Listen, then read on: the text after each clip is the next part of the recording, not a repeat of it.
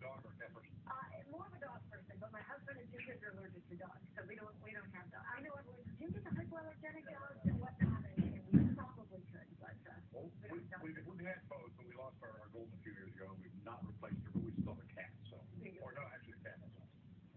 How that works. We have a great puppy gallery full of photos for you on their website. You love to brag, wouldn't you? Right there. Look at this dog. Oh, look at this guy. Oh, my goodness. You couldn't think of that better, I don't think. We want to see all your puppy photos because around here, we have lots of tiger moms looking at them. So send them to us.